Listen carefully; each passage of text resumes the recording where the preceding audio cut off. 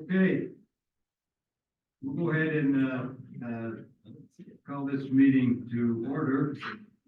It's the beginning of the city council meeting, February 7th, 2024. The time is, according to the clock in the council, it's 5:30.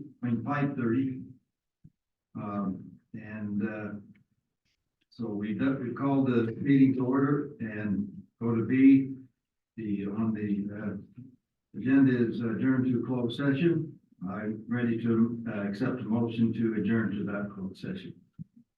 I can make a motion to adjourn to closed session to discuss purchase and exchange of sale of or lease of real property and a personnel matter. My second. Okay, we have a second, a motion and a second. Roll call required. Council Hyatt? Yeah. Council Moss? Yes. Council Rowley? Yes. Council Hughes? Yes. And Council Christensen? Yes.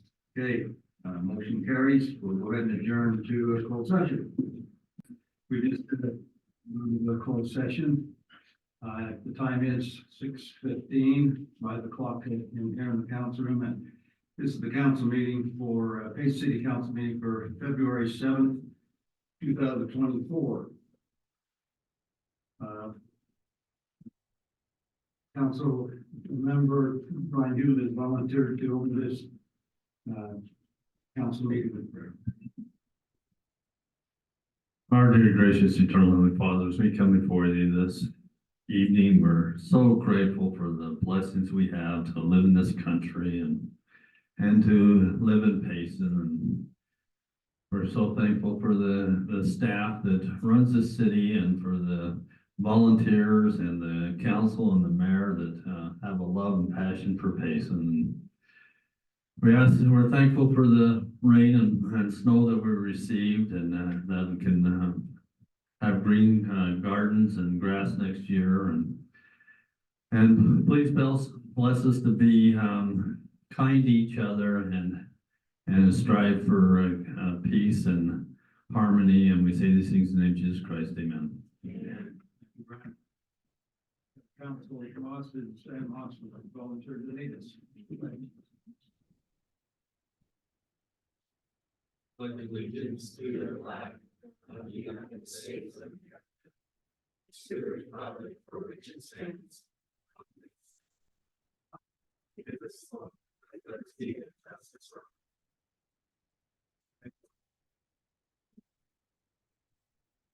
Brings us to E, the consent agenda. The number one, approval of the January 17th, 2024 city council minutes. Approval of the January 20th city council budget retreat meeting minutes. Quick claim deed for villages at Arrowhead Park Flat F Trail. Number 4, resolution Southern Utah Valley Power Systems Board appointments. Number 5, resolution amendment to the Payson City fee schedule. And number 6, agreement with Alder Construction regarding the sewer plant upgrade. Council, I have read through these agenda items, and I'm ready for a motion. Mayor, before we have a motion, I have a few questions. That's okay? You bet. First of all, on the quick claim deed, maybe somebody can answer this. Why would we deed property over for a trail and not keep the trail ourselves? Any staff can answer that for us? Okay, Mike, come on up.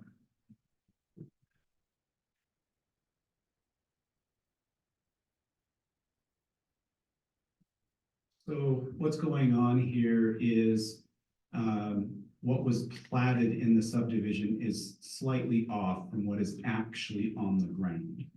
So the cleanest way in which staff have determined to do this would be to quit claim this trail area to the subdivision developers, and then they are recording a subdivision plat that would therefore give back just the trail portion to the city.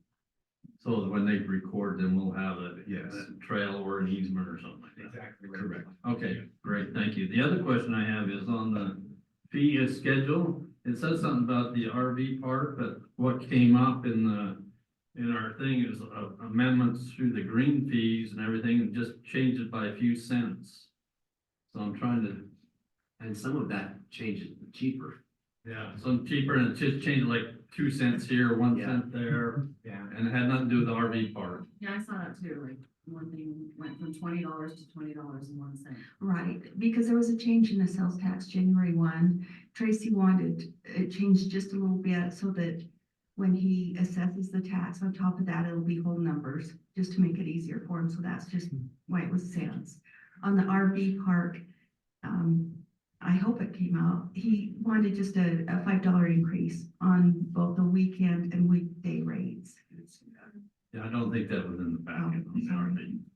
And the notice said, I think it just said the RV park, it didn't say anything about the, green fees or anything to golf course.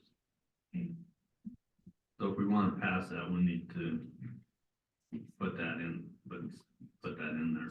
Add that to the resolution. Yeah, just add it to the resolution. Yeah, You can actually make a motion on it and we can amend it. Just address the green fees. RV. No, the RV park fees were in, that's in the title. I saw the RV park. The increase. It was, that's what I saw.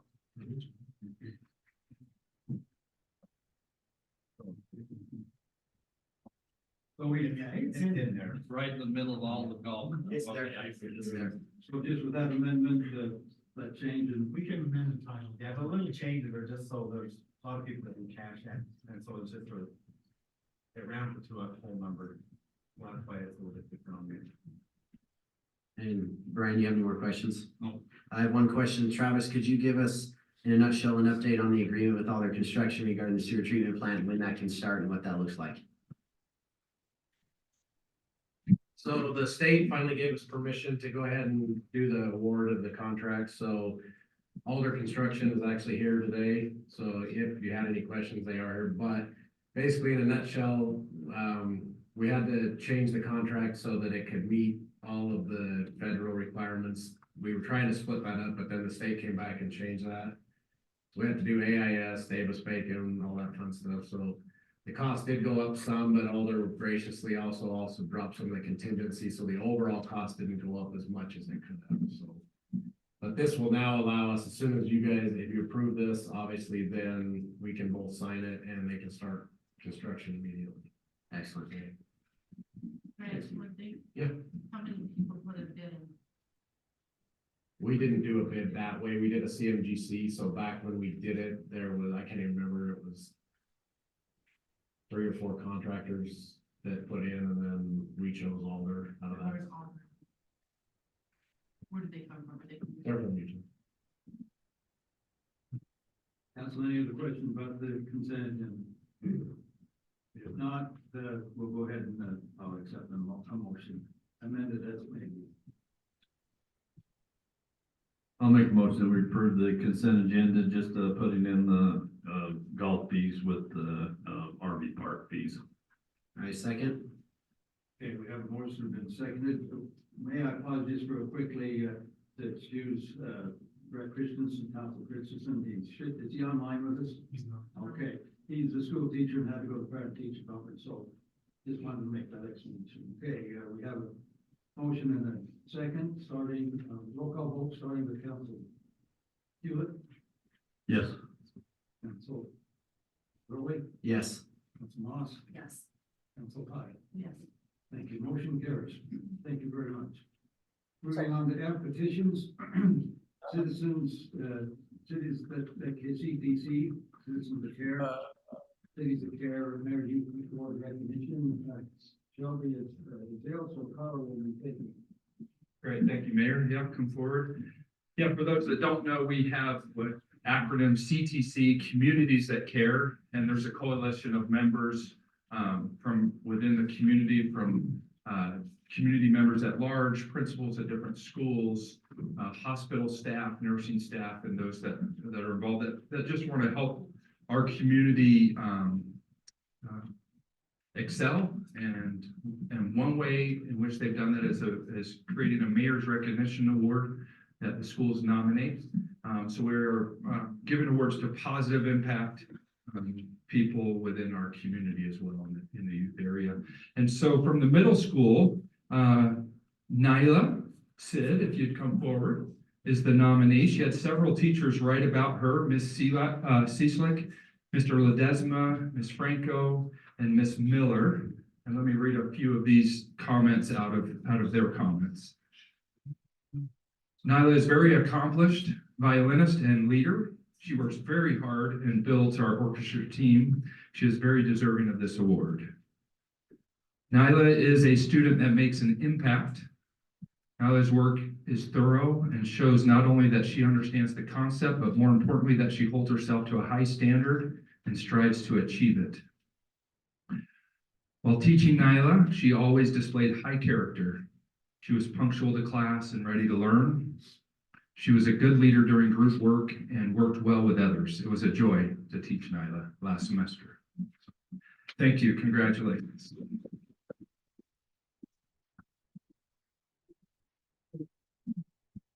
From Payson Junior High, we have Moses Mortensen. You'd come forward.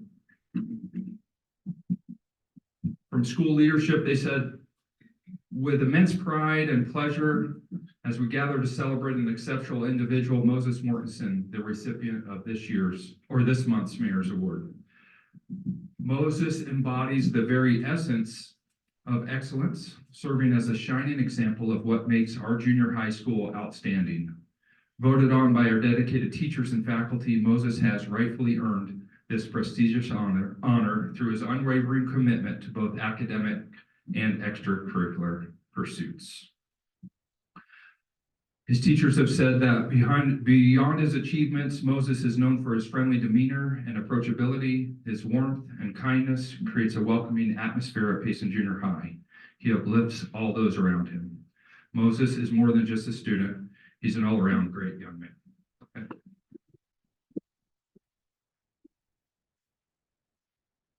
From Payson High School, Chelsea Farnsworth.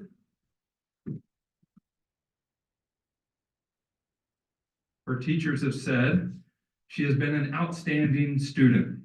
Currently, she is the Payson FFA Chapter Sweetheart Chair and has been nothing but amazing for our FFA chapter. She is always an overachiever and willing to go the extra mile in order to make sure that things get done. Her energy is contagious and rubs off on everyone around her, and it causes them to be better individuals. Congratulations.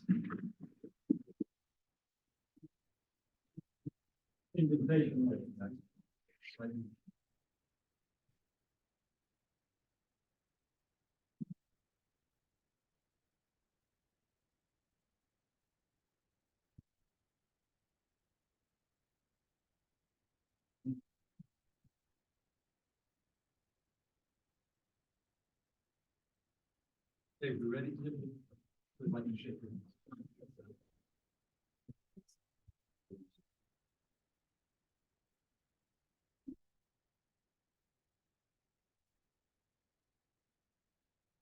Always my favorite part of council when we have these awards to the students that we have in our city communities. Hey, Wendy, I see you're here. I know traffic was a problem. Thankfully, you made it. We were a little bit late, so hopefully that helped. Now, Wendy from Tabitha's Way would like to address us. Thank you for being here, guys. Appreciate you. Thank you. Thank you, Mayor. You bet. Thank you. Mayor, City Council members, first, thank you for the opportunity to be here. And thank you for, let's try this. Is that better? Can you hear me? Okay, a little bit closer. All right, gotcha. All right. So, council members and mayor, thank you for the opportunity to be here and thank you for the work you do. I also would like to quickly say thank you to the other city workers and employees and to the citizens of Payson City for the support of Tabitha's Way. We've been very grateful for the support and all the work that we do. We recognize we do it with the help of the community. And so I apologize, I don't have an actual presentation for you because there's been some changes. So I don't have a PowerPoint presentation, for you. The purpose for me being here today is to ask Payson City and this council for their support in bringing a mobile food pantry to Payson. So first off, Tabitha's Way, when I say we, that would be Tabitha's Way in conjunction with the Utah Food Bank, and of course the church will be involved with it as well. So what is a mobile food pantry? We actually have there's a mobile pantry that's happening in Spanish Fork Benjamin area. Basically, the Utah Food Bank brings a semi truck or two down. They bring food down on pallets, and people come and pick up food in their cars. So it's kind of like a mobile, people drive through and get the food that they need placed in their cars. The function of a mobile food pantry is specifically for providing emergency access for food, immediate access to food for people in the community. So the question is why do we need one? Why do we need a mobile pantry down here? Tabitha's Way has a location in Spanish Fork.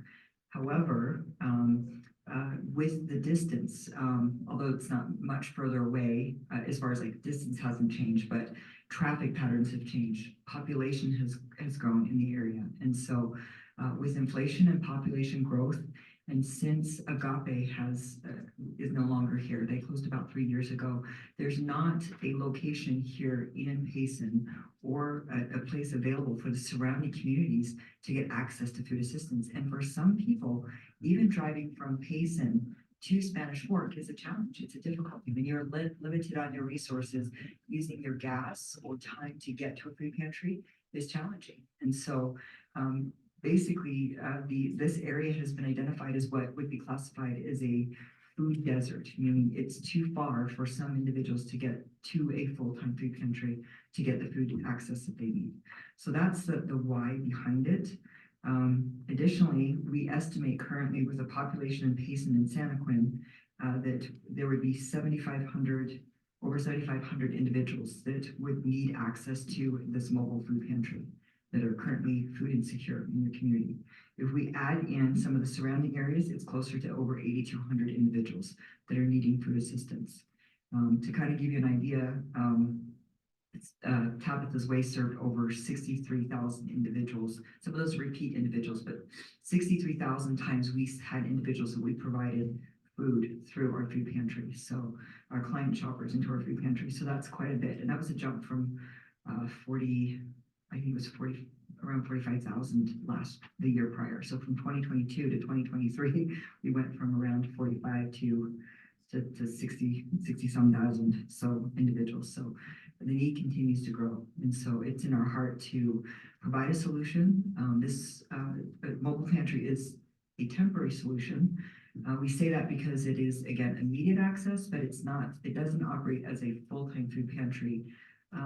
So our food pantry in Spanish Fork provides fresh produce, dairy, meats. A lot of the staples will be there on a consistent basis. And so having a full-time robust food pantry is the ultimate goal. And it is our intent and our goal to open up a full-time robust satellite food pantry in this area with the support of the city and the community. When, of course, that depends on funding and when we can get that done, but that would be our ultimate goal. But for now, it is our hope to open up a satellite food pantry, a mobile food pantry until we can get a satellite pantry here. So we're here to ask for your support and help with that. Right now, we're working with the church and Utah Food Bank. We've honed in on 2 site locations. But there's some documentation that needs to be signed, MOUs and so forth, agreements that need to be signed by all parties before we can actually say this is a location and this is the start date. But we wanted to reach out to you and so this is what we want to do and ask for your support and then also ask for your thoughts and questions on it, your input to accomplish it. I might preempt some of these questions, but have them, ask them if you have them. I've met with Wendy on a couple of occasions talking about this mobile ability and also the establishing a permanent food bank. I've told Wendy she has my full support. I think where there's a need, I think we need to be able to respond to that. initially, as she mentioned, it was the Church of Jesus Christ Latter-day Saints and their involvement. That's how I got involved in vicariously it was with Wendy. We do have a place that I've talked to the chief about that would be very accessible by our citizens. And as you say, it's just a matter of getting everybody on board with that and the necessary agreements. We were hoping that maybe that could happen later this month. It may or may not. We hope. But I just wanted to let the council know that I have been talking to her and fully support her goals. And to be clear, we wanted to make sure we had our ducks in a row, a plan before we came to the city and said, this is what we have going on, and would the city be supportive of it? And was there any concern? So Council, questions? I have a question. Okay. Well, I have two questions. First of all, I have a comment too. I think this is a great idea. I think our area has a serious need for this. You mentioned that you provide fresh food and all that stuff. I want to ask, do you provide formula or rice cereal? So food for babies and toddlers? we do in our food pantry, the mobile pantry, it's the supplies that they provide is subject to change and available. It's kind of just it's very fluid. I will say that the food that individuals receive through a mobile pantry is not equal to what is received in our, what individuals receive, I keep getting my words mixed up. What individuals will receive in a mobile food pantry will not be equal to or equivalent to what people receive in an actual food pantry. And that has to do with, well, it has to do with a lot of course, logistics, and then also, again, milk and meats and things like that require refrigeration and certain things. And so there's food safety regulations. So that will go into the equation as to what can be provided at the mobile pantry. So like powdered formula? So, but we do have that in our food pantry. So, and when we get a satellite pantry down here, that will be in our pantry as well. That would be the old. Yes. Okay, and then my last question, I know some people might be, for whatever reason, hesitant to come to a food pantry. Are there any questions asked of the people that come and to gain food? So we don't try to create barriers to help people for food assistance. Do we ask questions? Yes, but those questions are more to one, for example, we ask individuals for their identification, so we just know who they are, but it doesn't matter what that identification is. So it's just like, oh, this is you, okay. And then their address, so we can create a pantry account for them. Okay. And then other questions are more of information that will help us identify what are the root causes of food insecurity Okay. and what resources we can offer them. But in And terms of maybe what their basic needs are as well. yeah, in terms of a mobile pantry, the only questions that are asked is just information. The individuals sign their name. We identify how many people are living in the household and what city they live in, but that's it. That's all that they need for a mobile pantry. I might add, I have participated there at Tavis Way in Spanish Fork with the Christmas giveaway of the Christmas dinner. And they had already went through that process prior to getting there. They had a little ticket that they would give us, no questions were asked there. We just gave them, many of the people there were getting for themselves and their neighbors as well. No questions, I don't have questions at all, so.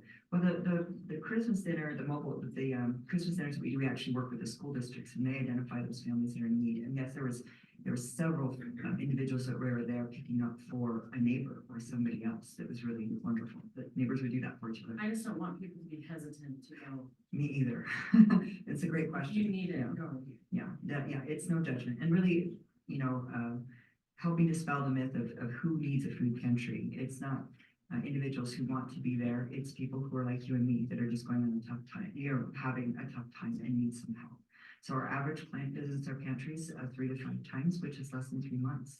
So it might be your neighbor around the block that just is their car broke down, or they're experiencing some kind of health issue or temporary job loss.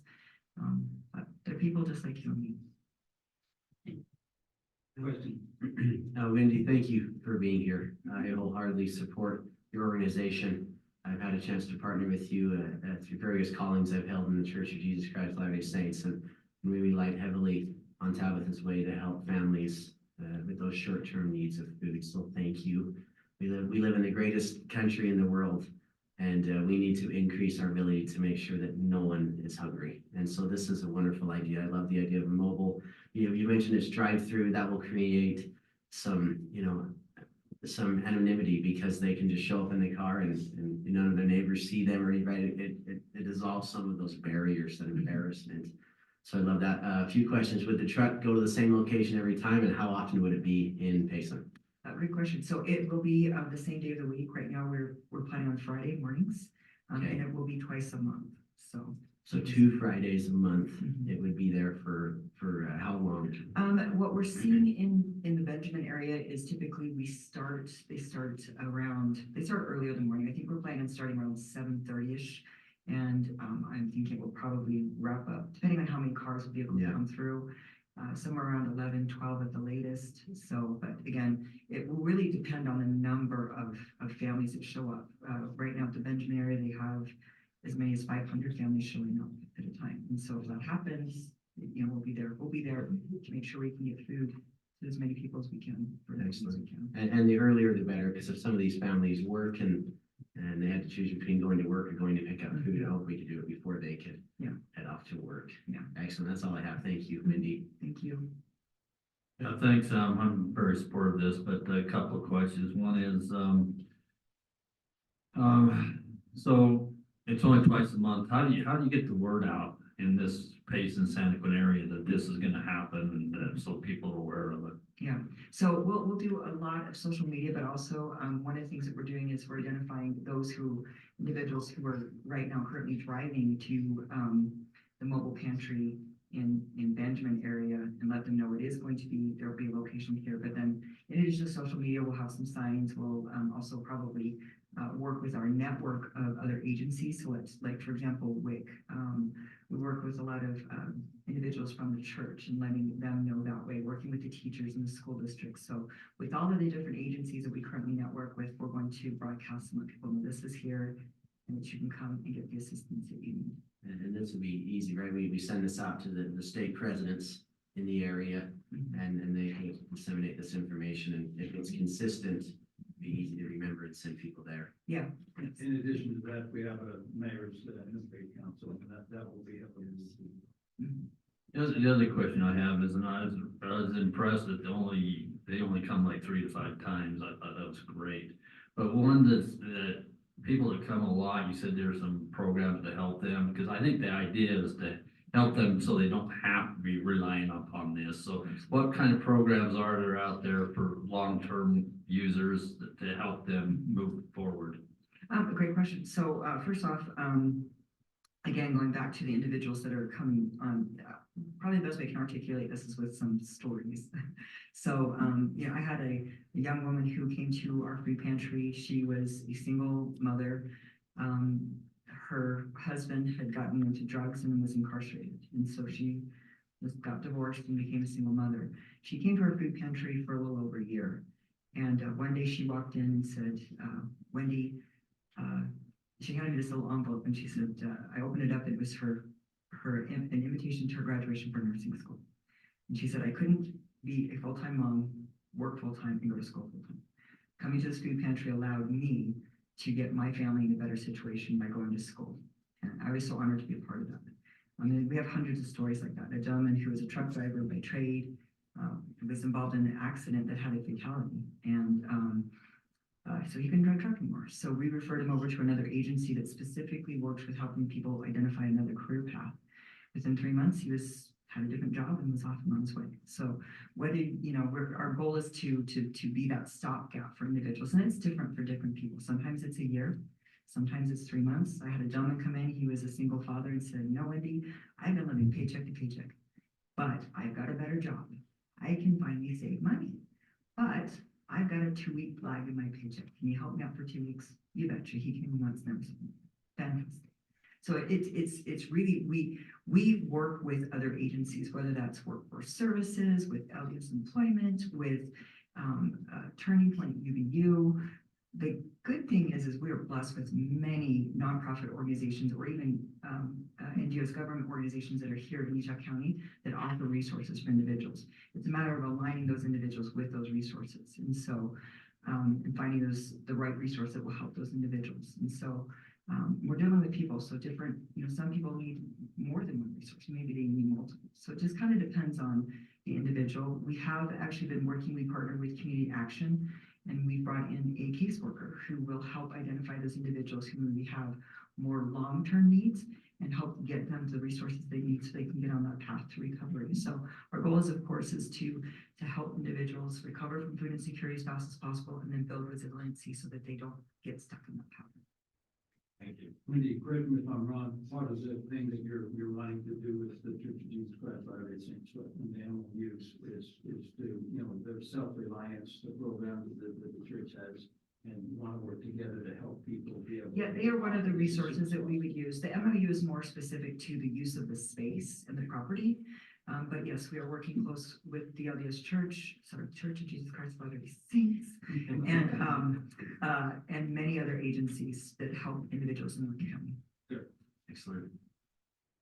Questions further? I have a question that's like clear, and you may not know. Do they do this in other states? Like, Mobile pantries? yeah, I mean, you read about people not having food all the time, you're thinking, I would think that they would have something like this, but then I know that we have a really good state that where we help people because of the prominent religion here. I just, as you're talking, I'm thinking, do they do that in other states that maybe don't have the resources that we have? Because we do have the church, and I realize other states do not have that facility in their state. Yes, many states do. Is there enough? I would, from a person who runs a food pantry and does this type of thing, I would say every community needs a pantry, needs something that's close by. Because, food insecurity comes from tough times. And tough times is, like I said, divorce, abandonment, cancer. Nobody puts in their budget for their heater, their water heater to go out, or for a flood to happen in their basement, or to lose a job, or for cancer even. And so because tough times will always exist, a persistent solution to resolve food insecurity is needed in every community. And that's why we're trying to build what we call no hunger zones in Utah County. Our heart is to resolve this issue in Utah County. But yes, does food insecurity exist in other states and other counties and every city? Absolutely. Food insecurity knows no socioeconomic boundaries. And so, yes, some organizations, some states have a better network than others. And yes, there's mobile pantries, full-time pantries. There's a lot of different types of pantries. And so one of my favorite things to do is to travel around to other states, and when I'm in another state, go find a food pantry there to see what their food pantry looks like. We learn from one another. So yes, it does exist. Wendy, where does your organization receive the bulk of its funding? Actually, the bulk of our funding is from private organizations and foundations and individuals. We receive a small portion of our funding from state and federal funds, but it's a very, very small portion. Most of it And is. if Payson City residents or business owners wanted to donate to the cause to help this mobile food pantry be successful, how could they do that? They can go to our website, which is tabithisway.org, and then what you'll want to do is click on there's South Pantry, North Pantry, and so South Pantry would be feeding your neighbors directly. So you would just click on donate and select the pantry closest and donate. Thank you. Yeah. Okay. Any other questions? If not, thank you very, very much. I believe that as a city council and city, we are very much in support of your mission. Well, thank you so much. Again, if you have any questions, please reach out to me. We'll keep you posted when we know more, have more information about dates and specific location. So thank you so much. Thank you. Okay, we'll go on to number 3. Petitions, public forum. Anyone can speak in this public forum. Please try to limit your comments. So I have here in front of 3 minutes or less, but please take the time that you feel like you need, but please be cognizant of the time. I might mention to you there are some issues that you want to bring up, which is more like the reason that you want to talk. We will not be solving them, and we will not be engaging you with that solving conversation. We just want to listen to you, and it'll be on record, and we'll work behind the scenes to get that done. So I'm opening up the public forum. Not seeing anyone. Oh, you're gonna jump. Go ahead. Thank you.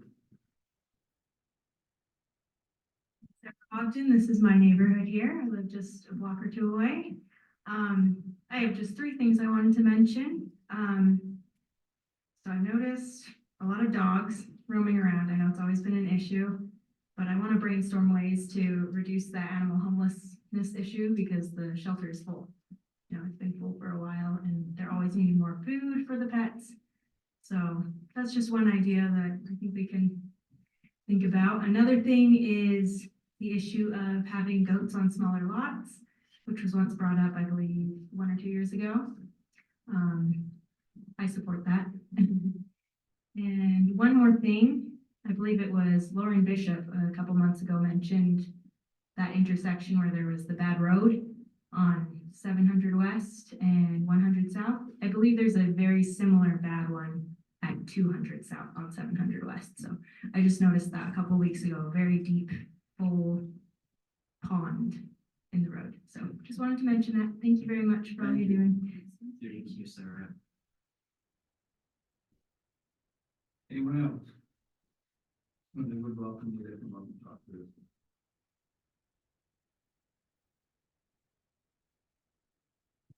Mike, you can identify who you are and would love to hear.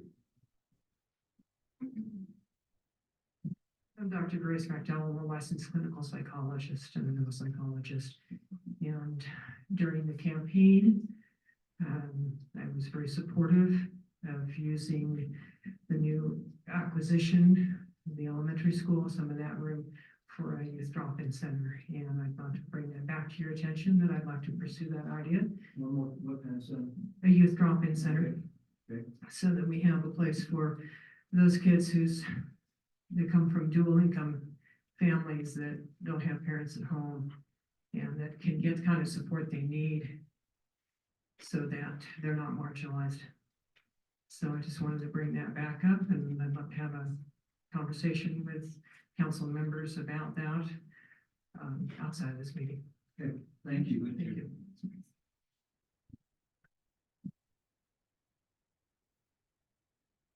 And was there anybody online? Yeah. Okay, not seeing anyone else that want to take this opportunity, I'll go ahead and close the public forum. Now we'll move to number 4, staff reports. Do you have any staff members that would like to address this?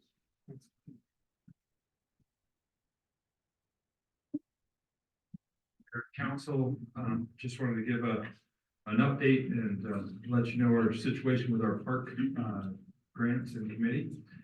As we came to budget presented in May, there was about 70,000 left in the park allocation that we were hanging on to see what we would do. We had 3 projects in mind: Memorial Park upgrades, continuing the sidewalk, Spring Lake dredging to continue dredging there, or the cemetery roads. And after discussing with the park committee, the cemetery, and once the budget was passed, the cemetery roads being redone was budgeted for. The park dredging ended. We wanted to see how far we would get and if we needed more money to do a little more. And so now that money is available. After pulling the park committee, they're all supportive of trying to get the rest of the sidewalks completed in Memorial Park, taking out the old asphalt and putting in the new concrete and around the bandstand and cleaning that up, and trying to do that by spring. And I just wanted to make you aware of that. Are there any questions or concerns there? Just so the council knows, I've been involved in some extent to this conversation, and it was felt that $7,000 would do more bang for the buck to keep it done in Memorial Park. And so that's one of the reasons. Carl, I just suggest that you bring it to council as an agenda item next in 2 weeks, and when we can vote on it. So it is allocated according to Kathy. It's in the budget as dollars, but do you feel like we need to vote on it? Doesn't the council have to vote on what the money's spent for? Yeah, I think when we approved it before with the list, this was brought up that if there's some extra money to go for that, I think there was positive toward that, at least one thing, but if you want to vote, we can. I just want to make sure we're just doing what we need to do. Right. That's right. But I might know that the council has to vote for everything that's allocated.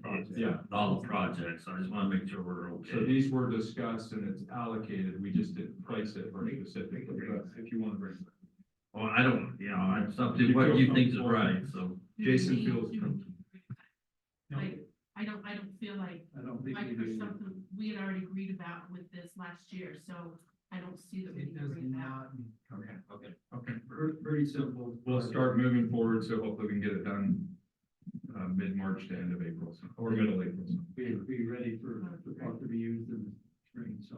Hey, Carl, Spring Lake, the actual lake, is that in Payson city boundaries? Not in the boundaries, but we do own it. So what, you know, the kind of words we discussed later, what happens if Spring Lake becomes a city? I think we still would still own. Okay, Or Martin, that's somebody. It's like the landfill before we annexed it, we owned the. Right. It's just kind of like our draw. Forest is right up there next to. yes, okay, thank you. Four Bay also is up by Amherst. Good question. Thank you, Robert. Just a few things. Folks, thank you for being here. We appreciate you. Speaking of Spring Lake, I know that, Dave had emailed this out, last week, but I just wanted to put it on your calendars that the second public hearing for the Spring Lake Incorporation, will be next Tuesday, February 13th at 6 o'clock at the Spring Lake Elementary School. And you're all invited to attend that, and listen to some of those discussions, that might be happening there. Not affect that. Like, you know, that road that's going to be up there, are they gonna just be able to just go straight through, or are we gonna, you know what I'm saying? We're gonna have little signs that say, like little passes that say, if you're a Payson resident, you can use the road. And if you're not, I don't think it will affect it. no, it's a road, and you'd still be able, it's just like, Although, I'm just wondering, you know, would they share in the cost? Well, I think that those are some of the discussions that we would need to probably engage with them. No matter what happens, moving forward with Spring Lake, there are unanswered questions. And right now, it's gonna be in their court on what they want to do moving forward. Whatever they decide as residents of Spring Lake, then we'll of course react to that. If they incorporate, they'll be our neighbors. And if they don't incorporate, they'll still be our neighbors and in our annexation plan. And those are some questions that we'll address later on. But I think that our other neighbors, we have good relationships with and we plan well with them at the edges of our cities. And we would anticipate that would continue with our neighbors in Spring Lake. And you guys. Yes. Who, initiated the? Spring Lake. Spring Lake Red. Initiated by residents of Spring Lake. Mhm. And so it goes to the Lieutenant Governor's office. The first public hearing was held after the feasibility study that happened in December. And this is the second public hearing, which again will It was happen. deemed feasible. It was deemed feasible. They were willing to raise their taxes that much higher, I guess. Well, it goes on the ballot in November. So they get to vote. Right, they vote for it. What time is that at again? 6 o'clock at Spring Lake Elementary School. Another thing for your calendar that we wanted to make you aware of on February 22nd, which is a Thursday at 5:30 p.m., we're going to be holding an open house for our downtown gateway plan. That's focusing on planning efforts on North Main Street from 100 North to I-15 and the properties along that corridor and the former Flying J property, all of those things. So we've been working with a really great consultant on analyzing how best to create this amazing gateway to our city, what should be preserved, what could be improved and things like that. So we just want to make sure that you're invited to that. I will send you a flyer about that. And that's here. That will be here in this building. What date and time is that again? February 22nd, it's a Thursday evening starting at 5:30. It will be an interactive thing where there will be boards set up. You'll be able to, say what you like, what you'd like to see, what you might not like to see, all of those types of things. So if you have Facebooks or any social media or whatever that you're doing on your own, I would just when I send you that flyer announcement, I'd love for you to repost it. So And then the third thing is that I was invited to be on the Utah Valley Home Builders Government Affairs Committee. We met today and all of us love legislative session. There are lots of things going on all the time, and I just printed out some of the bills that the Home Builders Association are following. I'm just going to provide these to you just so you can see the perspective of a different organization. I don't necessarily agree or disagree with any of this information, but I think it's helpful to see the perspective of what they're doing, because we also, have the League of Cities and Towns, which provides really, really great information. I hope that all of you are on their mail out lists and have been getting those updates of what's going on at the legislature. But I think it's also important to see things from both sides and to understand what everybody feels about, and also whether they're supporting or opposing or things like that. So I have a paper copy for you, and a copy will also be in the minutes. But that's all I have, unless you have questions for me. I have a question. Since I didn't know anything about lids, I know about PIDs. Brand new. Yes, tell me a little bit. Like, I got a little bit of explanation, but I would like an explanation from you, because that's where I was told to go. So I know a little bit. It's currently a proposal similar to a PID, basically an infrastructure financing tool created by property owners in this situation. And the purpose of that is to allow access to the public bond market. They can become a taxing entity, and all of those details on the regulations of lids. Are we calling them lids or lids? No, or it's. I am asking that.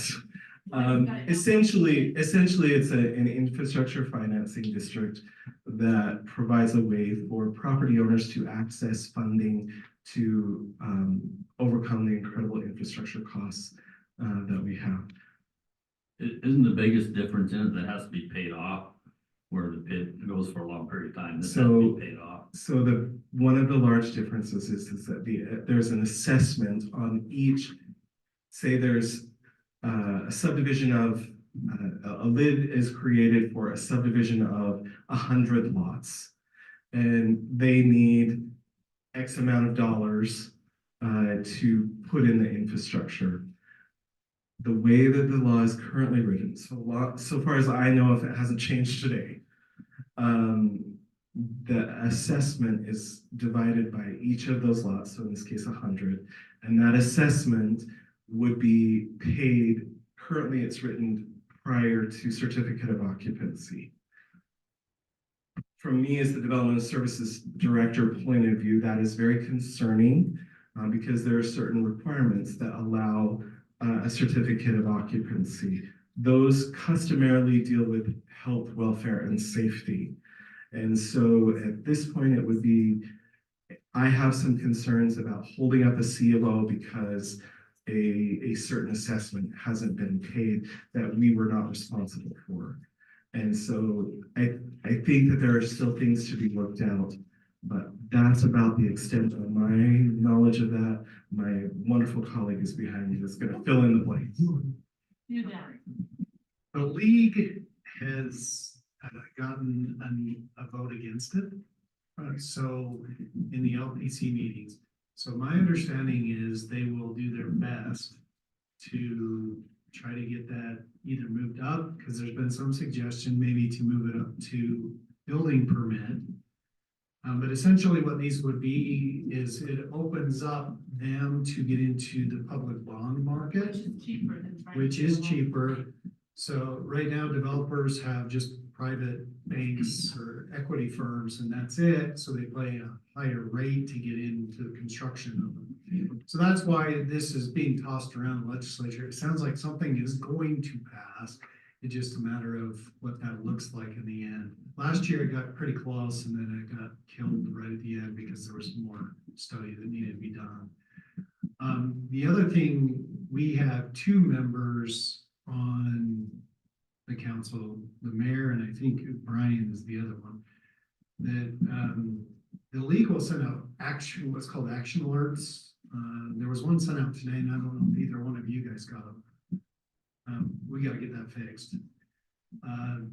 So what those are is basically, when they say action items, they want the members to contact either our legislators, depends on which house it's in, whether it's the House or the Senate, but upon that, then they would contact, in this case, this morning it was gonna be Doug Weldon.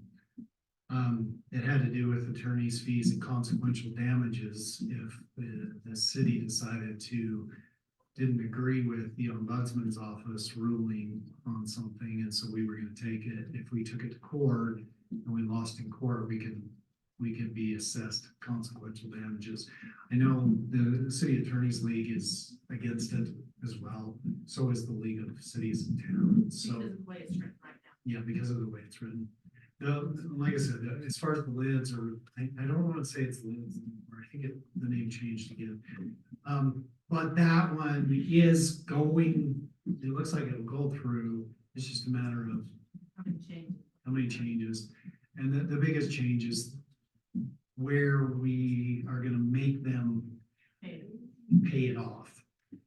Because essentially, holding it to certificate of occupancy, I think Robert's right. No, I agree with you. Essentially, we're a bank. When they go to get the building permit, that's when you pay it off, because then they know somebody's getting a building permit, so now they're gonna know somebody's gonna come in and buy it. Right. I agree with you, not when it's time to go with. That has been tossed around a few times. I know the league is kind of behind that portion of it. But to what extent and whether or not the legislature agrees, I don't know. We'll see. Well, but if you look at it, it gives the developer a lot more time to pay.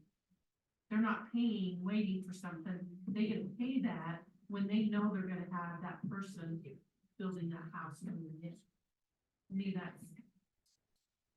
I agree. There's some argument on their side that it kind of flips that script and says that essentially I get more time if I wait till certificate of occupancy, because the person signing the loan to get the mortgage on the house is the one that's gonna end up paying the extra fees. And then essentially, as soon as they do, and the way this works is it's individually, each one will pay it off. And I think that's why it's currently sitting where it sits with the certificate of occupancy, because they're not gonna close on it for another couple of weeks at least after that. And at that point, that's when that one's going to be released just prior to them moving in and closing. Because essentially they get the funds for it. That's kind of the argument. But we'll see. You guys will get a nice lengthy, put you to sleep, update when this is all finished. It does finish, March 1st. How are other bids going? The other pits, I have something on tonight about that, but Okay. I'll get to this. it's not a huge thing. They are going, my understanding is they're still constructing the well. And that's kind of the holdup right now. But they are trying to move forward. I know that, the school is MTech, that's it, thank you. I knew you were. MTech is moving forward, is my They're building. understanding. So, I think they'll be starting to bring things up above the ground level probably in March. yeah, it's getting closer and closer, and especially with MTech kind of moving. They've got some plats and stuff for housing that I believe is getting very close to being approved. So, Thank you. Just one more thing as well is that, as far as I understand it, the creation of a lid doesn't excuse the development committee or community from adhering to the regulations that we have. The big difference, though, is that the creation of a lid doesn't require your approval. So that's the big difference between the lid and the lid. very good. Thanks, guys. You're fine.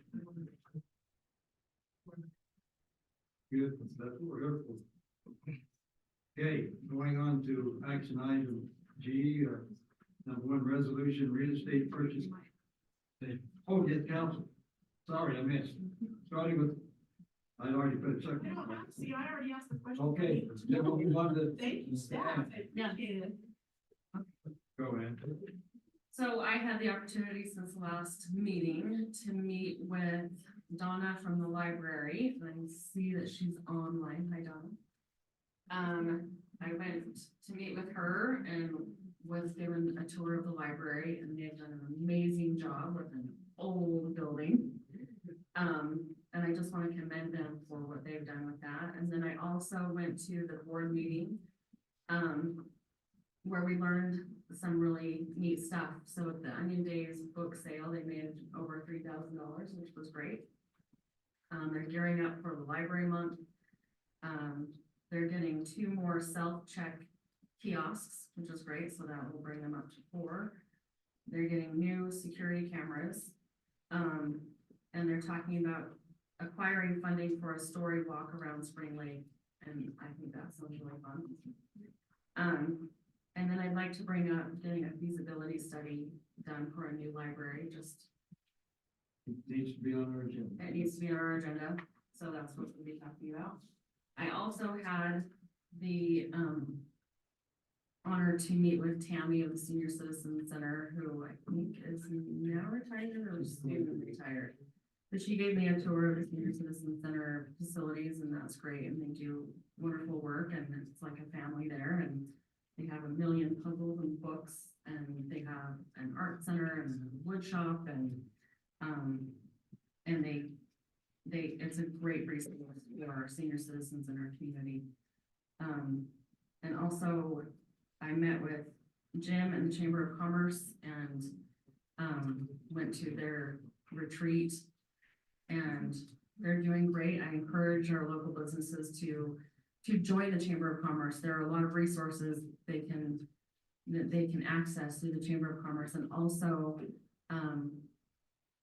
the Chamber also offers a scholarship to our high school students, and the more businesses that we have join the Chamber of Commerce, the more we can support some of the students in scholarship areas. And that's all I have. It really does a good job. It really does. It really, really does. Came and just, like, totally just changed that, the way it was always envisioned to be, but I think we just didn't have the people that knew how to get it there, and he's done an awesome job. Great. He's doing great, and Diane's part of it too, and she's here. Yeah, Thank you, She's Diane. doing great, and but she was always a get up and goer. so that's all I have. Okay. Thank you, Mayor. Thank you, Ann, for that. That's the senior citizens. That is a wonderful program. I look forward to that later in life. I really do. I'm not kidding. Go spend my days woodworking and playing pool. I had a chance to attend another South Utah Valley Power Service meeting with our power director, Sean. Just want to make the council and the residents aware we are moving forward on getting things lined out to apply for a bond to update some transmission lines, substations, and provide more power and more consistent power to our area. We're going to arrange financing on the bond market through Zion's Bank. And just know that's moving forward, and we're going to get the figures for you of what that portion would be from Payson City. But it's going to be a lot of money, but everybody needs power, unfortunately, and more of it. Sean, is there anything else you'd like to add to that? How many minutes do you want? An hour or two? Yeah. No, that's a good description, just, we have Yeah. about 3 substations and a couple of transmission lines put in. When are we getting the generators? I'll bring that to work session pretty quick. We're working on that. We have all the numbers. We're looking at the financing right now. And we'll have a work session with you, I think, probably within the next couple weeks or month. We have to go through a bunch of things, so. Thank you. We're fortunate to be in collaboration with these neighboring cities of Salem and Springville and Spanish Fork to work together to provide cheaper, more reliable power to our residents. So I'm grateful we're part of that. It's not all on our shoulders. And I also I see the police chief stepped out, but I just wanted to mention, you know, oh, you're right here. You moved chairs. Robert, you're hiding him. Okay. Yeah. I get residents that continue to reach out to me about the graffiti as it's been warmer outside. The kids get a can of spray paint and just continue. And so, but I also get reports of residents that some has been cleaned up as well. And so I just want to thank you for your diligence on that and anything else you want to add. I was just going to say that TAG is a little behind because it's been happening all over the south end of Utah County. Our school resource officers are working on, well, I guess I'm gonna give away our tactics, but anyway, we're working on it. Yeah, don't give away tax, but no, thank you for what you are doing. You've been prompt in response to me, so thank you. But I know it's an ongoing problem. I might add that it comes and goes. We seem to be hitting real hard with it for a while, then it goes away, and then we get it. Is it the same kids? As in years. I mean, is it the same group of kids? Is there a gang or? I don't necessarily think it's that. I think it's more, weekends they're bored. It runs the full gamut, doesn't it, Chief? You have kids that do it on independently, and then. Yeah, some go city to city to do it. Some are just our local kids. We had a group here 2 years ago that they weren't even riding the same thing, so it was really hard to track. It's better if they just sign their name.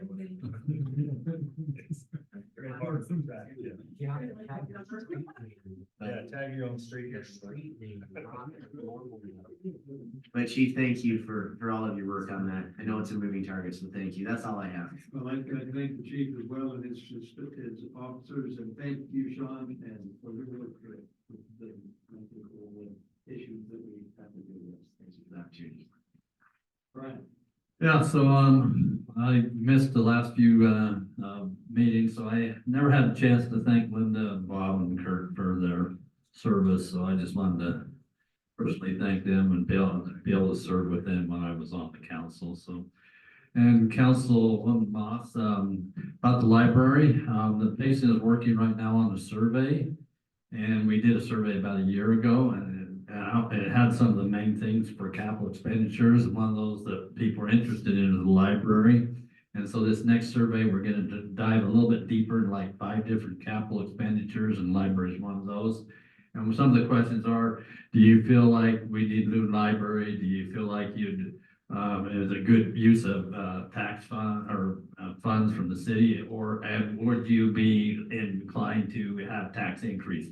Some of those questions, so it'll give us some good ideas on some of those things how to move forward. So the other thing I'm a little excited about is with our historic downtown, with the streetscape and everything going in. The historic downtown is an entity that has became a state-sponsored entity now. And one of those things that we did with being a state one is that we were able to get some money from the state. So we got $13,000, and that has to be spent on somebody to help administer the downtown. And so we've done a little bit differently because it looks like right now we need kind of a liaison between the businesses, the contractor, and the city. And so we reached out to somebody, and we should have a contract in place in the next couple of days that somebody that used to work for MAG that's retired, that's had a lot of experience in this, that can do that. And then we also have another gentleman in town that has offered to volunteer in helping the downtown. He wants to help the businesses do stuff on Facebook, let people know that they're out in business, and then do some of the work that we have to do, become a tier 2 downtown. So we're really excited about some of those things that are going to happen downtown to help the businesses be successful, especially during this trying time. The other thing too is and on June 12th, there's a national Main Street program, and there's having some of their national people come out to tour Payson, our downtown. And on June 13th, the state has a conference with all their 17 Main Street programs, and that's going to be here in Payson. So they're bringing everybody from all the state, all the Main Street programs to Payson, and it'll be a day event. So get to show off Payson and downtown. That's all I have, Mayor. Thanks, Brian. Okay, can I move on? Yeah. I didn't forget anything. No, you're good. I I'm guilty of that. Okay, we'll go to action items. Number one, the resolution.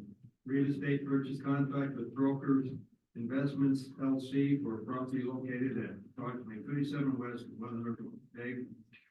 Yes, Mayor and Council, we've been working with the downtown project. It's been torn up quite a bit. And you see the big hole there, just east of the property broker building in between, the old First Security Bank and, the Chinese restaurant. There's a couple of parcels for the parking lot. We've been looking to see if we could purchase that property. It's where our storm drain facility will go.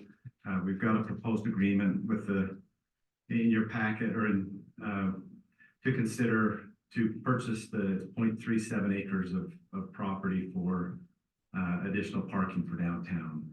I think you've all had a chance to look at the agreement. If you have any questions or discussion, we can talk about that as well. I have a question on the revocable license on section 9. Yes. It talks about that for any reason up to 180 days, either party can back out. Can someone explain that to me and why that's there? The one that was sent you may have been, that's been updated. What it says is that, let me see if I can pull it up here. Oh, this is, I gotta get the other agreement. That other agreement's not been approved. That is the discussion before we had. Yeah. That one is being tossed around between the two parties. Yeah, one of the conditions of approval of selling the property is that we have a parking type agreement in place. But section 9, we put in there, I'm sorry if you had the 180 days, that was one where the current language, I'm sorry. The current language is that, that could be revoked upon agreement of both parties.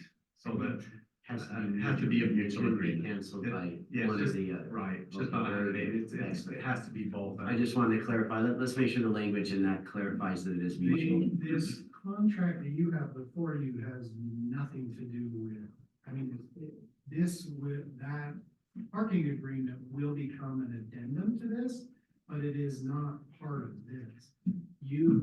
Dave sent it to you, but that was just a draft version. Currently, I have had 2 departments get back to me. Dave's looking at it, and I've spoken to the attorney for the RA as well. He is running that by his clients, and as soon as he hears back, he'll let me know. That agreement will come back to you guys for approval separately. But what it does say, the language I found, I'm sorry, I can email it to you, but the language says, declarant and broker investment LLC expressly understand and agree that this license and the rights stated herein may be revocable by mutual agreement of the parties. So it would take both parties to change the agreement. It couldn't be one party saying we're gonna give you 180 days. Okay, very good. I just wanted to clarify that. Yeah, I'm sorry, I thought that language was put in before we sent it to you. Looks like we sent you an earlier. No, thank you. That's why I read through and ask these questions. I appreciate it. So please keep sending us these documents, but thank you for clarifying that. We also put in there that you didn't see, a provision that there's no overnight parking allowed unless it's by permit, like if there's an apartment up above building or something like that, and that would have to be by permit. But otherwise, there's no overnight parking, so you don't have some of the problems we've had in some of our other parking lots where people leave cars there over, for quite a bit of time, so we wanted that. I thought something about that. Yes. So when we do, when we do the Main Street, and the apartment people that live there park in the back instead of in the front, because I know they've always parked in the front. So, like, is there a way to get them to park in the back so that the front is still? Yeah, On the street, Teresa, Yeah. that should be, yeah. We want them to park in the back, and they have to get a permit to do that, so that we know who's living there and who can park in the back. So what do we do? Talk to the people that own it, and then they talk to their. Well, no, we own the parking lot, like the one behind the library. Yeah. And I think we already brought to this body a few years ago that there's no overnight parking. Brad, you might have to. We did that, and we put in there that any overnight parking would need to be by permit. And so with the program that we were that we're doing to finish Main Street and the parking lots, we're gonna get that all done and then enforce that, but right now we haven't required them to get a permit, but they would have to permit to be able to stay overnight in the parking lot in the back. Well, and so you couldn't have like 3 or 4 cars there because you thought you had a party. Right. I've seen that. I mean, It would be a permit for the people that are living there. yeah, okay. And so we want to clean that up a little bit, to allow some parking if they live there, but to control it. Is there anything on the books as far as Main Street, like, I want to expand on what Teresa's talking about? If a resident of one of those apartments is always parking in the parallel on the street, is there any verbiage that says, no, you need to be off of that? in the We don't back? have anything like that yet. That would be something, either signage saying parking from, from 7 to 6 or something like that, for the areas we don't want parking in the public parking there. So you want to reserve those open spots For the businesses. Well, that's it, so that they can just go across the street and eat and stuff like Yeah. that. You don't have the tenants parking there. Right. Yeah, I think anybody, and we haven't discouraged that, business on the bottom and parks up on the top, but we just need to have a program that monitors that and dictates where they can park in the back parking lots. Excellent. A good question. One of the documents that was emailed to us, it said that property that we are looking to purchase was 0.44 acres, but it's really 0.37. 0.37. And I think Jason changed that on the document. Kim corrected that. Yeah, yeah, and it went in the tax. So it's 0.37. Because we were able to find the legal description of the right-of-way easement that goes in there, and that's exactly the property that's going to be transferred to the city. 0.37. Yes, the 2 parcels and then the other part added. In fact, I think on the Rep C, I believe it's 0.37. I think It that's how is. they don't. Yeah, Yes, it is. On but you're right, when it initially went out, it said 0.44. A couple of things. One, I want to thank ERA, and if you could pass it on to the brothers, for being cooperative in this. It was a tough situation for everybody, so thank them very much from us. Dave, I just want to make sure that we have someplace in that contract, and I don't think it's there now, but that we can, once the contract's signed, even if we haven't closed yet, that we can continue work on the project so it doesn't slow down the project. I think that's very important for continuity, keep this thing going, helping the businesses downtown not be impacted for so long, so. Right, we don't want to wait another 30, 45 I think we have a days. verbal, but we need to have. Right, it needs to be written. There is a. Yeah, we've got an email, but we'll make sure that it's taken care of. And the other thing is, we talked a little bit about this being a large mistake and with a lot of different departments working on this is a big project. We've been working on it for years. It's been a challenge. And this was a mistake that happened, but we talked about some solutions that we can learn from this. And maybe, Dave, there could be some written policy on how we handle things like this, where if it's private property or something like that, if we could have a written policy. So everybody has an idea exactly, this is how this works, and we go back to a written policy. I think that'd be really good.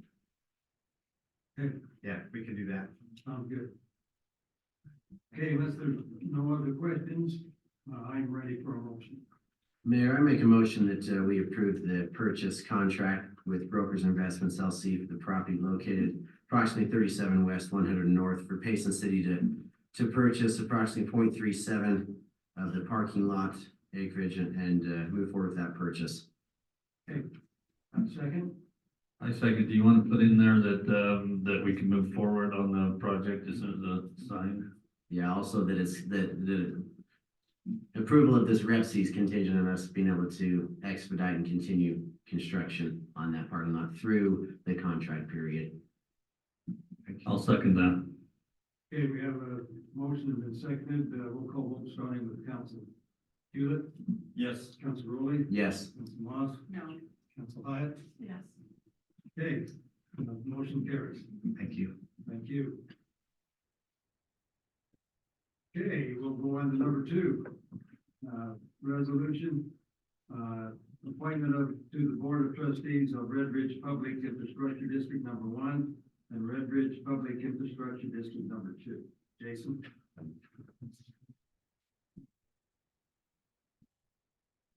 Mayor and council, this is just a quick thing on the PIDs 1 and 2. I'm not sure what happened to 3, but I was gonna say, well, I don't think three. I don't think anything's happened with 3. They're taking action to terminate that. It's not. They don't need They it. don't need that. Well, that's good. As many of you know that were on the council prior and, has been working on these PIDs for quite some time. One of the original individuals was Joe Spencer. He is no longer part of the board of trustees. Therefore, he has resigned and created an opening. As of right now, you guys, as the city council, have the power to appoint. Once residents start moving in and businesses start moving in, then the power will be changed over to them to control the board. But for now, we have that control. We had one applicant or one name submitted, Mr. Michael Crandall. Kim and I went through and made sure that he does have sufficient connection and property ownership in those properties. He does. And so he meets the requirements by law to be on the board, and we would just ask for your approval of Mr. Michael Crandall on the board of trustees. Did you do a background check on him too? No. They're supposed to. No, I'm just wondering, I just wanna make sure there's no problems with these kids. That the people are honest, upstanding people that are. You know what I mean? Yeah, I do know what you mean. No, but he does have sufficient business connection to the properties right now. Right now, they're not really too subdivided. Yeah, I know. So there's really only, I think, just really a couple owners, 2 or 3, basically 3. So there is some connection. And, What's his background? I'm actually right here. he is here. If you'd like to hear from him. Thanks. Well, come on here. Thank you for being here. I'm sorry, you're just sitting there listening like, why do I need a background check? Oh, I thought that's fine. I wanted to see it was on it. You're welcome to run one. I work for Wabstrack Company, a title company that's been working with the developers for a long time, so. I have to have a good background to be there, to be able to issue titles and stuff, so. I welcome the scrutiny to make sure that. That's what I wanted to make sure of, is that you had a background, thank you for asking that question, that you could take over and do that, I appreciate that. Yeah, and PID 3 was terminated, so. Yeah, I thought they were in the process of doing that. Yeah, so, there anything else you'd like to know from me, or? I think you'll be a good addition. Thank you for being here. It makes it so much easier to make that decision. I was glad to. Okay, thank you. With that, we'd like you to vote him in. Unless there's other discussion on this item, I'm ready for a motion. I'll motion Okay, that we, approve the resolution number 2, appointment to the Board of Trustees of Red Bridge Public Infrastructure District number 1 and Red Bridge Public Infrastructure District number 2. Is that all I need to say? What's his name? And Michael Crandall Okay, to be appointed. I'll second. okay, we've got a motion that's been seconded, roll call vote starting with Council Hyatt, Yes. Council Moss, Yes. Council Rowley, Yes. Council Hewitt. Yes. Thank you. Motion carries. Going to number 3, Payson View Estates Plat IPRD, Phase 4, located at approximately Main Street and 1850 South. Michael? So you're probably wondering why subdivision is coming to you when that was changed in our code recently. It's because it's part of a planned residential development. And according to our code, planned residential developments need to have preliminary approval from city council after a public hearing at planning commission. So that public hearing was held at the last planning commission meeting. And so we're here to inform you, and the applicant would be very desirable for approval of that. To orient you, this is the end of Main Street looking south. And so the proposed subdivision would be along this grassy area and kind of gravelled area going further south down to probably the end where these homes are down there. But it would all be on the east side of Main Street. So there would be a road. going Correct. there. And it would connect to 1900, is that the? That is the eventual plan, yes. So let me show you some images and such. So this is an aerial view. You can see kind of the area in question. This is already a subdivision here, and so it's not that section. It's just, I believe that, yeah, that's 1800 south. And so from 1800 south down to 1900 will come through, but it's not going to be part of this development. So 19 would be about right here. And I told you a little bit about this already. The reason why it's coming to council is because it's part of a planned residential development. The subdivision was part of the Mauer annexation specific planned area. And with that, they did this planned residential development. Lots within this planned residential development can vary, and that's very typical of a planned residential development. So long as those lots and the general density is consistent with that. So showing you a little image from the plan. This is a small snippet of the map area of that. The proposed subdivision would be in this yellow and portion of this blue area. As you can see, the blue shows low density from 2 to 3 units per acre. And then the yellow shows medium density from 3 to 4. This subdivision would have a total of 22 lots, and they would vary from 0.2 acres or a fifth of an acre to 0.39 acres. And then the breakdown between those is 12 of them would be between the 4 and 5 units per acre. So either between a quarter or a fifth of an acre, and then 10 of them would be between the third acre and. Very similar to what's in the area already. They will be a little bit smaller than the ones that are currently being developed right here, because these are, I think, about 1/2 to 3/4 of an acre. So they would be a little bit smaller than that, but similar product, housing product.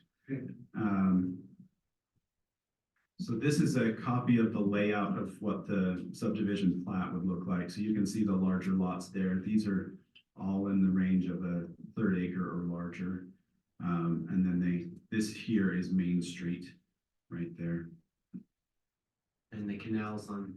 This is where the canal is here, and the applicant has proposed to build that bridge crossing for automobiles to traverse the canal, but they also cannot do such during times that the canal is being used, or at least the canal company would prefer not. And so they want to defer that. Our recommendation for that would be potentially to have some sort of an agreement where they have a timeline to build it, but it also ensures that it will be built. Any questions on the layout of this subdivision here? One of the things I want to bring forward too is we don't want that to be built. I mean, the time for it to be built is really, really short. And we want to have the capability when the runoff comes that we can use that now. That's one of the reasons for the. And we don't want to impede anybody that's relying on that canal No, during no, the no. season. No. And These so are all ourselves. they really would have to have it done from October Yeah. to, into the early spring. So yeah, we don't want to impede that canal. So that's a good idea. I have a question. So past how they've done the little cul-de-sac there. Are we not thinking about going further south then? I mean, when We are, and they actually have conceptual plans that they potentially wanted to do with some property. They actually control some of the property right in here, and they would, with their development, they would potentially connect 1900 South here. So yes, there would be future plans for I was that. just thinking, instead of having cul-de-sacs, have to come straight through. Have the and road that continue. road Part of that, off. I think is related to the slope of the hillside there. Well, that's what I'm wondering, I haven't gone past, is I always turn there where there's no road. So this is preliminary, is that right? Correct. What- So What about the irrigation pond? the irrigation pond. There's not an irrigation pond related with this project. If you go back to your map, your aerial map. Right there, there's an irrigation pond. Oh, you're talking right here? Yep. I believe that irrigation pond will go away with the subdivision, meaning. Where's it going to? I think that waters quite a bit of property down through there. And I think that irrigation pond was there for that parcel of land and it's no longer being farmed, but I could be wrong. Where's the irrigation pond that goes down to? That's still something that could be addressed even though this is. Correct. That's still something. That can be addressed if there is any concerns there. Oh, Mike, yes, please. yeah, I've been here for a while. I know, the Travis was saying, he's so quiet. No, just as a little bit of background, we have run into that in this whole development over the years. There's been multiple irrigation ponds there. So typically is what we've done in the past is we just tell the applicant that they have to work with the irrigation company and or private landowners that may have those facilities there. So as a lot of these phases have been developed, they either had to relocate those facilities to make sure that that irrigation system stays intact, or the Highline Canal Company has actually required them to then pipe those facilities. So that does become a development cost. So if that irrigation facility has to remain because it is irrigating, I mean, if it's determined it is irrigating some land, then that would be a requirement that they have to meet from the irrigation company, that then they're just piping those facilities to make sure that that irrigation system stays active. Yeah, thank you, Jill. But we've had to do that with other phases, and that would be similar. I'm not sure they've contacted the Highline yet, but that would be a requirement. So we put that in as a requirement then. If I mean, I don't know if it's specifically listed on the plans, but yes. I think it ought to be, Under the ordinance yeah, and and it ought to be spelled out on our thing that this has to be taken care of. And from this discussion, we can make sure that it's a red line comment, to make sure that it does receive the focus that it needs. Yeah, okay. Thanks for catching that. Okay, Michael, anything else? No, staff feels as if this is consistent with the general plan and with the specific annexation plan for the Mauer area and recommends approval.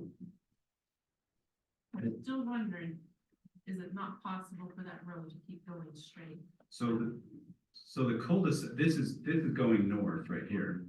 Oh, So, okay. yeah, and you can see this little narrow strip. This is the trailhead right here, Okay. and then it comes through the cul-de-sac. So yeah, that's north.